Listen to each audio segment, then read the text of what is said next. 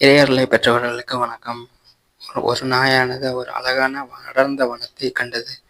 அந்த வனத்தின் அழகை கண்டு தன்னையே மறந்து உள்ளே சென்றது.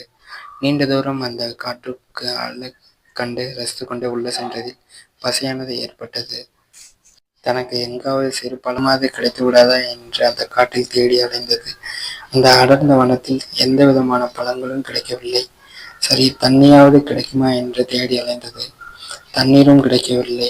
அந்த நாயானது பசியில் வாடி போயிருந்தது. சரி, இந்த மரத்தடியிலாவது சிறிது நேரம் ஓய்வெடுத்து விட்டு போய் உணவு தேடலாம் என்று நினைத்து அந்த புற்களின் மேல் படுத்து கொண்டது.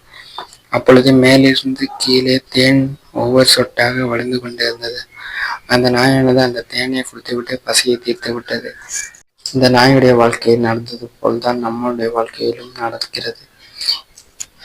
இங்கு இருக்கக்கூடிய சில மனிதர்கள் தேவையில்லாத சந்தோஷத்துக்கு ஆசைப்பட்டு நம்முடைய வாழ்க்கையில் மதுவுக்கு அடிமையாகி நம்முடைய வேலையை என்னவென்றே தெரியாமல் மறந்து போய் திரிவாங்க. ஒரு கட்டத்துக்கு மேலே தன்னுடைய பாதை இதுவல்ல என்று நினைத்து இறைவனுடைய அருளை போய் தேடி அலைவாங்க. ஒரு கட்டத்துக்கு மேலே இவங்களோட நிலைமை இன்னமும் மோசமாகும். அதற்கப்புறம் இவங்களால இதுக்கு மேலே தாங்க முடியாது என்று அந்த இறைவனை இவர்களை பார்க்க நேரில் வந்து விடுவார். அதனால் நீங்களும் இறைவனை பிடித்துக் கொள்ளுங்கள். ஓம் நம சிவாய.